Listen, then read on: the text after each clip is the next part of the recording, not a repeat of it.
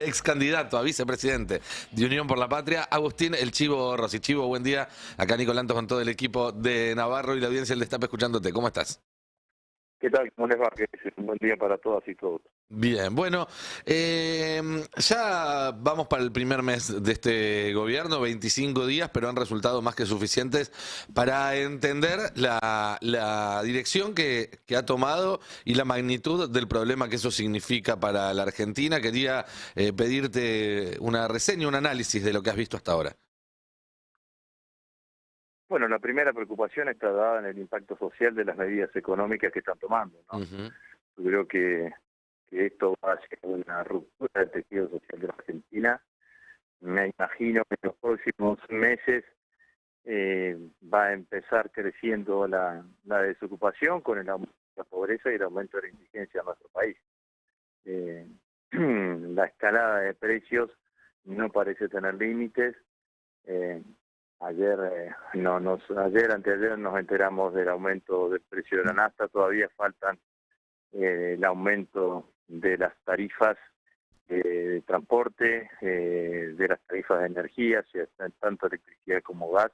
Ujú. Entonces, pareciese que vamos a un escenario de una inflación muy alta, con estancamiento de la economía, con recesión económica, destrucción del tejido social, destrucción del tejido pymes, y eso va a generar muchísimo dolor en el tejido social de Argentina, ¿no? Muchísima preocupación que ya existe, preocupación, incertidumbre y angustia en la mayoría de los sectores sociales de nuestro país. En el medio, claro atropello institucional, con un decreto de necesidad de urgencia violatorio claramente de la Constitución Nacional, y con una ley ómnibus, en donde el primer punto de esa ley ómnibus es pedirle al Congreso de la Nación su autoeliminación, ¿no? Porque es pedirle que se le trasladen, se le deleguen facultades amplias en la mayoría de los temas que conciernen a la gestión pública, por parte del Congreso al Poder Ejecutivo,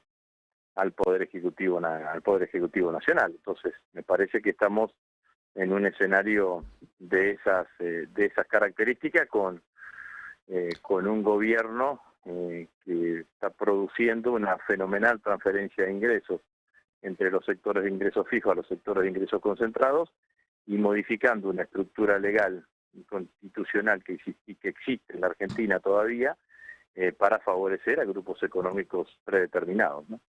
Está claro. Y Agustín, la pregunta que nos hacemos todos ante esto es cómo tiene que actuar la oposición, qué tiene que hacer el peronismo y todos aquellos que se sientan en la vereda de enfrente de esto que acabas de describir, para de manera efectiva poder evitar esos avasallamientos y constituir una opción, teniendo en cuenta que hay un sector muy importante de la sociedad que en las últimas elecciones ha demostrado que decidió, por lo menos por un tiempo, quitarle el respaldo al peronismo después de lo que fue la última experiencia de gobierno.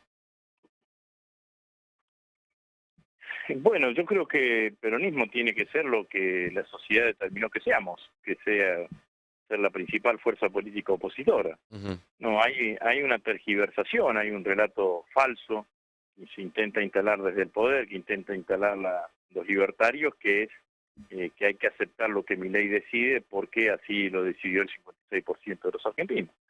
Y la realidad es que el resultado electoral hay que mirarlo de manera más amplia y más completa, porque los argentinos eligieron que Milei sea presidente, también le dijeron a Unión por la Patria que seamos opositores, responsables, pero opositores firmes, decididos, con la obligación de constituir dentro de la democracia una alternativa a lo que hoy gobierna en la Argentina.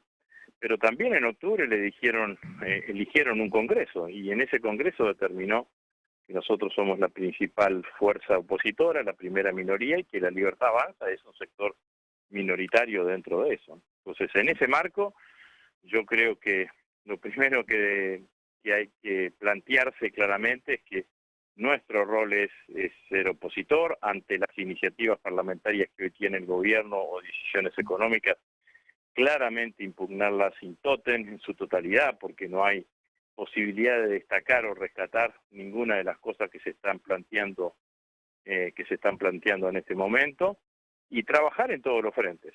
Claramente hay un frente que es el Congreso de la Nación. Yo creo que tanto los bloques de senadores como de diputados están haciendo lo que tienen que hacer, fortalecerse internamente. Yo creo que ha sido muy importante haber evitado cualquier tipo de disidencia y que los bloques mayoritariamente sigan estando unidos, fijar una posición clara. El punto de referencia opositor claramente son los bloques de Unión por la Patria en el Congreso de la Nación y tratar a partir de eso de articular los consensos necesarios para que puedan existir mayorías que permitan rechazar, en este caso, las iniciativas parlamentarias del oficialismo. Por otro lado, me parece que hay un grado de protesta social autogestionada, autónoma, en donde el peronismo no tiene que ir ni un paso adelante ni un paso atrás de esa protesta social. Tiene que acompañar claramente esas iniciativas de vecinos que se autogestionan a lo largo y ancho de todo el país, porque a veces uno tiene una mirada solamente de lo que pasa en la ciudad de Buenos Aires, pero en muchísimas localidades del interior se están conformando multisectoriales contra el modelo de ajuste de Milei, contra el DNU, contra la ley ómnibus, asambleas ciudadanas alrededor de eso, en donde nuestros militantes participan como uno más, tratando de aportar a la construcción de esa protesta social, que vuelvo a decir que es autónoma y autogestionada. Después hay una protesta que es la que encabeza la CGT, que nosotros apoyamos claramente en cada una de las decisiones, la articulación entre los bloques de legisladores, la Confederación General del Trabajo, y por último esa articulación entre CGT, gobernadores y bloques parlamentarios, que me parece que es lo más importante. Bueno, me parece que ese es fundamentalmente el escenario que tenemos que tener y que tenemos que llevar adelante, al menos en esta primera etapa.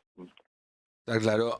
Agustín, quería consultarte también y sobre todo en función de tu experiencia como 2 veces ministro de Defensa, sobre la decisión que se tomó desde el Poder Ejecutivo de hacer prácticamente una purga en las 3 fuerzas para nombrar a una serie de oficiales a cargo que responden directamente a este nuevo gobierno. ¿Es habitual algo de esta magnitud? ¿Cómo crees que van a funcionar las Fuerzas Armadas bajo este esquema? Habitual no es, sucedió fundamentalmente en el Ejército, porque se pasaron a retiro una enorme cantidad de oficiales, en general, una gran parte del generalato. En Fuerza Aérea y en la Armada ha sido casi natural, casi como sucede habitualmente en los reemplazos. Siempre el pase a retiro de un sector de la fuerza siempre es absolutamente necesario, porque tiene que ver con la carrera militar y tiene que ver con una cantidad de cuestiones propias de la actividad. El presidente, en su carácter de comandante en jefe de las Fuerzas Armadas, tiene la potestad de hacerlo. El por qué ha tomado esa decisión en el Ejército y no lo tomó en las otras fuerzas es una explicación que deberán dar ellos. No me parece que yo tenga que ponerme a intuir o a especular cuál han sido las cuestiones. Simplemente yo digo 3 cosas. Primera de ellas, nosotros habíamos implementado junto con Jorge Tayana y con el presidente Alberto Fernández un plan de jerarquización de los salarios del personal militar para equipararlos a las fuerzas de seguridad. Ese plan era en 5 etapas, se cumplimentaron 3, las otras 2 etapas tienen que cumplimentarlas durante este gobierno, espero que lo hagan y lo lleven adelante. Segunda cuestión, cuando yo fui autor y se aplicó durante toda la gestión nuestra, el FONDEF. El FONDEF es el Fondo Nacional para la Defensa, es un fondo de asignación específico para el reequipamiento de las Fuerzas Armadas. Es un fondo de asignación específica, por lo tanto espero que estén los recursos necesarios como para que se siga un proceso de reequipamiento de las Fuerzas Armadas. Tercer tema, que me parece me parece que es tan importante como los otros dos. No lo digo en orden de jerarquía, sino que simplemente para enumerarlos. Las conducciones de las Fuerzas Armadas durante toda nuestra gestión estaban fuertemente comprometidas con la idea de que las Fuerzas Armadas no tenían que participar en cuestiones de seguridad interior. Espero que sigamos en el mismo espíritu, porque creo que sería un retroceso enorme que las Fuerzas Armadas participen en cuestiones de seguridad interior. Había cuenta que, digo esto porque la actual ministra de Seguridad siempre es propulsora de una idea de estas características, que los mandos de las fuerzas históricamente han mostrado su negativa, así que espero que siga en el mismo sentido. Agustín, buen día. Carla Pelliza te saluda. Hola Carla. ¿Qué Recién tal? mencionabas a la ministra de Seguridad y ayer dio una entrevista y ya se planteó, por ejemplo, por lo menos una advertencia frente a lo que va a ser la movilización de la CGT, que también mencionabas hace un ratito, que me imagino que va a contar con parte de la dirigencia política de Unión por la Patria, la que se presentó a las elecciones el año pasado, y dijo que el protocolo antimovilizaciones va a estar siendo aplicado, que les van a pedir un seguro y que por lo tanto las calles en esa jornada, que se esperan cientos de miles de trabajadores en las puertas del Congreso de la Nación, van a tener muchísimos efectivos de seguridad. ¿Cuál te parece que puede llegar a ser el plan que tiene el gobierno, que en vez de intentar negociar o recular un poco frente a la magnitud de esa movilización, decide redoblar la apuesta? Reprimir. Me parece que el protocolo de Bullrich, yo creo que tuvo distintos destinatarios. Un destinatario ante el conjunto de la sociedad, que es generar un poco de miedo, ¿no? El segundo destinatario es el más peligroso, que es el interior de la fuerza. Las fuerzas de seguridad, como las Fuerzas Armadas, actúan de manera muy vertical. Cuando escucharon las Fuerzas de Seguridad a su ministra de leer ese protocolo, dijeron la interpretación, la deducción, dedujeron que lo que estaba diciendo la ministra es que había libertad para reprimir. Y así están actuando. Ustedes fíjense, creo que un periodista de Telefe, que en una de las movilizaciones estaba filmando, un efectivo le terminó diciendo: ustedes tienen que entender que ahora ganamos nosotros. Bueno, me parece que lo que hace la ministra es eso, es militarizar, penalizar la protesta social, estigmatizarla y claramente militarizarla, ¿no? Y con eso va a intentar tratar de violar uno de los derechos que nos otorga a todos los argentinos la Constitución Nacional, que es el derecho a protestar. Bueno, una cosa es también aplicar ese protocolo cuando son movilizaciones pequeñas, otra cosa es aplicarla cuando va a ser una movilización enorme, como la que se prevé el 24 de enero, ¿no? Pero el objetivo es reprimir, ¿no? Por eso decía yo anteriormente que espero que las Fuerzas Armadas Argentinas sigan con lo mismo que venían, en la misma posición que venían sosteniendo, que era no participar en cuestiones de seguridad interior, porque el modelo de Bullrich es el modelo de Guardia Nacional, ¿no? Es el modelo de los países más latinoamericanizados, digamos, ¿no? Una Guardia Nacional que engloba Fuerzas Armadas y Fuerzas de Seguridad y que claramente aleja a las Fuerzas Armadas de su cuestión principal, que es la cuestión de la defensa del país. Y si ustedes analizan todo tiene que ver con todo. Por ejemplo, digamos, ¿no? ¿Para qué la prefectura va a patrullar las 200 millas?